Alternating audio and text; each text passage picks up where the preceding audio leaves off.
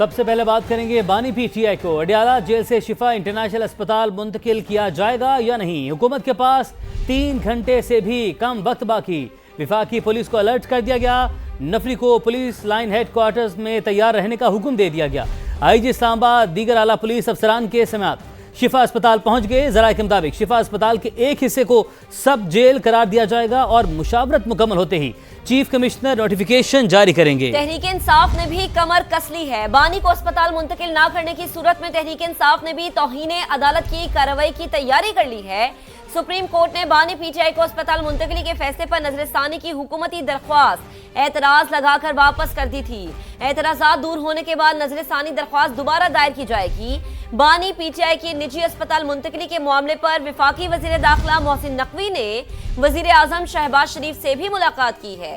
عدالتی حکم پر عمل درآمد کے لیے بیرسٹر گوہر خان پر پر امید ہے کہ بانی کو اسپتال منتقل کر دیا جائے گا۔ اس وقت حکومت کی کیا پلاننگ ہے اور حزب اختلاف کیا تیاری رکھتی ہے، اسی پر بات کرنے کے لیے ہمارے رپورٹر قمر المنور ہمیں جوائن کر چکے ہیں۔ قمر، ایک بڑا معاملہ اگر یہ کہہ دیا جائے کہ ایک بڑی منتقلی تو غلط نہیں ہوگا، آپ یہ بتائے گا کہ حکومت کی کیا پلاننگ ہے اور حزب اختلاف کی کیا تیاری ہے، آپ کے پاس کیا ڈیٹیلز ہیں؟ جی دیکھیں، گزشتہ روز ایک سیکیورٹی آرڈر جو ہے وہ کیا گیا تھا، لیکن اس کے بعد جو ہے وہاں سے نفری ہٹا دی گئی تھی۔ لیکن آج کچھ ہی دیر پہلے یہاں پر آئی جی اسلام آباد اسپیشل پروٹیکشن یونٹ کے جو ایس ایس پی ہیں خالد اوان، ان کے ہمراہ یہاں پر پہنچے۔ ان کے ہمراہ جو تھے D I G headquarter Jawad Tariq تھے، اور بھاری نفری جو تھی وہ یہاں پر لے کر آئے اور جو شفا ہاسپٹل ہے اس کے اندر گئے، اور ابھی تک وہاں موجود جو حکام ہیں ان کی ملاقات جو ہے۔ سیکیورٹی آڈٹ گزشتہ روز بھی کیا گیا تھا، جس میں اسلام آباد پولیس رینجرز اور جیل حکام کے لوگ جو تھے وہ شامل تھے، اور جائزہ لیا گیا تھا اس تمام صورتحال کا کہ یہاں پر سیکیورٹی کے لیے کیا چیزیں بہتر ہو سکتی ہے، کیونکہ اس اسپتال کے اندر 4 گیٹس جو ہیں وہ فرنٹ پہ ہیں اور 2 گیٹس جو ہیں وہ دونوں اطراف پر ہیں۔ اسی وجہ سے ایک راستہ جو ہے اس کو بند کرنے کا بھی فیصلہ سامنے آیا ہے۔ تاہم اب جو صورتحال ہے اس کے مطابق یہی لگ رہا ہے کہ کبھی امکان ہے کہ آج بانی پی ٹی آئی کو جو ہے وہ ادھر شفا اسپتال میں منتقل کر دیا جائے گا، کہ جو سیکیورٹی کی صورتحال ہے جس میں پولیس کے تمام حکام یہاں پر پہنچے ہوئے ہیں، اور اب وہاں پر موجود جو پارکنگ میں لاٹ میں کھڑی ہوئی گاڑیاں اور جو روڈز کے اوپر کھڑی ہوئی گاڑیاں تھیں ان کو وہاں سے ہٹایا جا رہا ہے، اور اس حوالے سے جو کارڈن آف کیا گیا ہے وہ شفا ہاسپٹل کے 3 اطراف جو ان کو مکمل طور پر کارڈن آف کر دیا گیا ہے، اور ایک آنے والا جو راستہ ہے وہاں پر بیریئر، جن کو جرسی بیریئر کہا جاتا ہے، وہ بھی رکھ دیے گئے ہیں تاکہ وہاں سے گزر گاڑیوں کے آمد و رفت نہ ہو سکے۔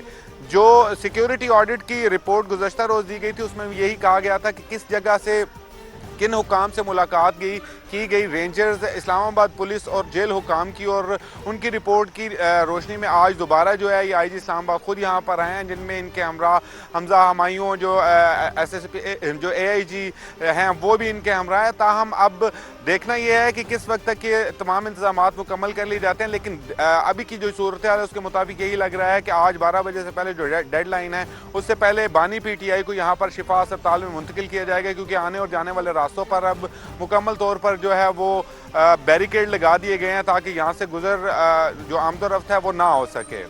ٹھیک ہے قمر، آپ ہمیں تفصیلاً آگاہ کر رہے تھے، صورتحال پہ نظر رکھیے گا۔ فی الحال آپ کا شکریہ۔ پولیس نے شفا اسپتال جانے والے راستے ٹریفک کے لیے بند کر دیے ہیں۔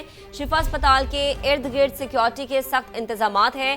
شفا انٹرنیشنل ہاسپٹل کی جانب جانے والے راستوں پر رکاوٹیں رکھ دی گئی ہیں، تو آپ کو اپڈیٹ کریں اسلام آباد میں اس وقت جو سچویشن ہے، شفا انٹرنیشنل ہاسپٹل کے ارد گرد اس وقت رکاوٹیں لگا دی گئی ہیں۔ بانی پی ٹی آئی کے متعلق سپریم کورٹ کے فیصلے پر مینوان عمل کریں گے۔ وفاقی وزیر طارق فضل چودھری کا سینٹ میں اظہار خیال، کہا نظر ثانی درخواست میں سپریم کورٹ سے رائے مانگی ہے کہ کیا یہ فیصلہ صرف ایک قیدی کے لیے ہے یا سب کے لیے۔ بانی کو علاج کے لیے بیرون ملک بھی لے جانا چاہیں تو حکومت تعاون کرے گی۔ سپریم کورٹ سے رجوع کرنے کا مقصد فیصلے کی توہین یا اس پر عمل درآمد میں رکاوٹ ڈالنا نہیں۔ کورٹ کے فیصلے پہ عمل درآمد کے حوالے سے آج بھی ہم قائم ہیں۔ جو رجوع کیا گیا ہے سپریم کورٹ آف پاکستان سے وہ صرف اتنا ہے کہ کیا یہ فیصلہ صرف ایک قیدی کے لیے ہے یا for all times to come ہے۔ جو مروجہ قوانین ہیں اس میں جتنے سزا یافتہ لوگ جیلوں میں ہیں انہیں علاج کی سہولیات सरकारी अस्पतालों में मुहैया की जाती हैं। लॉ ऑफ द लैंड ये है कि अगर वो सहूलियात जो इमरान खान साहब को चाहिए अगर वो गवर्नमेंट हॉस्पिटल में नहीं है तो गवर्नमेंट पाबंद है इस बात की कि उन्हें शिफा भेजें या बैरून मुल्क जाना है, वो भी फैसला हो सकता है। वकला को बानी पीटीआई से मुलाकात की इजाजत ना मिली। हुकूमत के खिलाफ तौहीन अदालत की कार्रवाई के लिए वकालतनामे पर दस्तखत ना हो सके।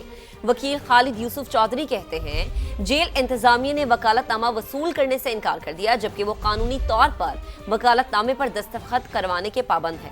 तौहीन अदालत की दरख्वास्त हर सूरत दायर की जाएगी। सुप्रीम कोर्ट के फैसले की रोशनी में हुकूमत ने 2 दिन के अंदर इमरान खान साहब को हस्पताल मुंतकिल करना था, जो नहीं किया गया, जिसके खिलाफ हम तौहीन अदालत की कार्रवाई का आगाज़ करने जा रहे हैं। जेल हुकाम की जानिब से वकालतनामों पर दस्तखत ना करवाने और कानूनी रुकावट डालने के बावजूद कल हम हर हाल में तौहीन अदालत की दरख्वास्त दायर करेंगे और इंशाअल्लाह इमरान खान साहब को हस्पताल मुंतकिल करवाना हमारी इस वक्त सबसे अव्वलीन तरजीह है और हम इस पर अमल दरामद करवा के रहेंगे। बानी पीटीआई को फौरी अस्पताल मुंतकिल किया जाना चाहिए। हुकूमत का सुप्रीम कोर्ट के हुक्म के खिलाफ अपील दायर करना संगीन गलती है। पीपल्स पार्टी रहनुमा शर्जील इनाम मेमन का रद्दमल, कहा इंसानी जिंदगी सियासी और कानूनी तनाज़ा से बालातर होनी चाहिए। आए बैठ कर बातचीत करें, मुआमलात को तय करें। वजीर आज़म शहबाज शरीफ ने अपोजिशन को फिर मुज़ाकरात की दावत दी थी। कहा हिज़्ब इख्तिलाफ के साथ बामकसद मुज़ाकरात के लिए तैयार हैं, लेकिन ताली दोनों हाथों से बचती है। अब उन पर मुनहसर है कि वो कब तक मेज पर आते हैं। अपोजिशन के साथ मैंने हमेशा कहा कि हम बामकसद बातचीत के लिए तैयार हैं। फ्लोर ऑफ द हाउस पे भी मैंने कहा, काबीना में भी कहा। आज फिर मैं ये बात दोहराना चाहता हूँ। इस फोरम से अपोजिशन को इनवाइट करता हूँ कि वो आएँ, बैठ के बात करें, मामलात हैं उनको बातचीत से तय करें ताकि पाकिस्तान की माशी तरक्की और जमहूरियत को हम तक़वीत दे सकें। मगर ताली दोनों हाथों से बचती है। अब उनके ऊपर ये मुनहसर है कि वो कितनी जल्दी एक कंस्ट्रक्टिव डायलॉग के लिए तैयार होते हैं।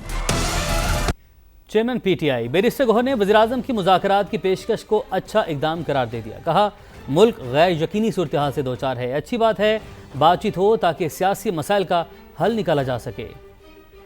ये अच्छी बात है अगर वज़ीर आज़म साहब स्टेप ले लें और ये वक्त है कि स्टेप ऐसे लें ताकि मुज़ाकरात हो, सियासी मसाइल का सियासी हल दो, पाकिस्तान को हम अच्छे डायरेक्शन में लेके जाएं, पाकिस्तान को लॉ एंड ऑर्डर की सिचुएशन और दहशतगर्दी से हम निकालें, पाकिस्तान इस वक्त जिस तरह अनसर्टेनिटी की सिचुएशन है इसको निकालें, पाकिस्तान की दिफा को मजबूत करें, पाकिस्तान की जमहूरियत को हम मजबूत करें, पाकिस्तान की मईशत को हम मजबूत करें। आगे बढ़ते हैं। कौमी असम्बली में अहम कानून साजी defence forces of Pakistan 2026 act में तरमीम का बिल कसरत राय से मंजूर कर लिया गया। ऐवान ने national command and authority तरमीमी bill भी कसरत राय से मंजूर कर लिया। सेनेट ने भी defence forces of Pakistan तरमीमी bill की कसरत राय से मंजूरी दे दी। नेशनल कमांड अथॉरिटी तरमीमी बिल भी मुतफिका तौर पर मंजूर कर लिया गया। अब आपको बताते हैं अमरीकी सदर ने ईरान के खिलाफ तबाहकुन मौशी पाबंदियों का ऐलान कर दिया। कहा किसी भी मुल्क के खिलाफ ये अब तक की जाने वाली सबसे ज्यादा तबाहकुन मौशी कार्रवाई होगी। ये गैर मामूली मौशी जंग और ईरान को तनहा करने की कार्रवाई होगी। अमरीकी सदर ने ईरान को सहारा देने वाले मुमालिक को भी खबरदार कर दिया। कहा जो भी मुल्क अपने मालियाती और कारोबारी इदारों या दीगर ज़राए से ईरान को किसी भी किस्म का सहारा देगा उसे भी इंतहाई संगीन मौशी नताइज का सामना करना पड़ेगा। सदर ट्रंप का कहना था ईरान अमरीकी पेशकश से फ़ायदा उठाने में नाकाम रहा। ईरानी बहरिया ख़त्म, फ़ज़ाइया तबाह और फ़ौजी फैक्ट्रियाँ मलबा बन चुकी हैं।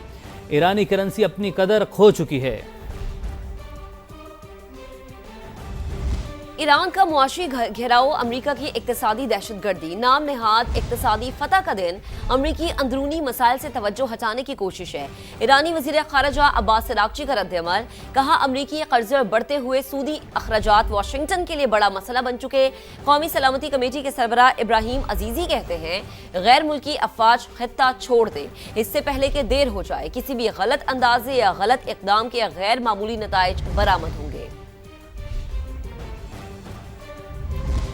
इक्तिसादी दबाव काम ना आया तो अमेरिका ईरान पर शदीद हमले शुरू कर सकता है। अल अरबिया टीवी का दावा। रिपोर्ट के मुताबिक वाशिंगटन को ईरान की जवाबी कार्रवाइयों से मुतालिक मंसूबों की इतलात मिली हैं। ट्रंप इंतजामिया को इतला मिली है कि आबनाए बाबुल मंदब में हौसी कशीदगी बढ़ा सकते हैं। بحری جہازوں پر ایرانی حملے بھی دوبارہ شروع ہو سکتے ہیں۔ العربیہ کے مطابق ٹرمپ نے کشیدگی کے باعث ایران کے ساتھ مذاکرات روکنے کا حکم دیا ہے۔ صدر ٹرمپ نے اپنی مذاکراتی ٹیم کو بتایا ہے کہ ایران کے ساتھ معاہدے کے امکانات کم ہیں۔ اگر دوبارہ جنگ شروع ہوئی تو ہمارے ہتھیار مختلف ہوں گے، ایرانی پاسداران انقلاب کا بیان۔ کہا ہم جنگی ہتھیاروں کے شعبے میں جدت لا رہے ہیں، جدید ٹیکنالوجی کے ذریعے زیادہ سے زیادہ تباہ کن ہتھیار ہمارے تیار کر رہے ہیں۔ نئے میزائلز میں وار ہیڈز لے جانے اور زیادہ فاصلے تک مار کرنے کی صلاحیت ہوگی۔ ایران نے ہتھیاروں کی تیاری کا عمل کبھی نہیں روکا۔ اب آپ کو بتاتے ہیں پاکستان اور شام کے تعلقات کا نیا دور۔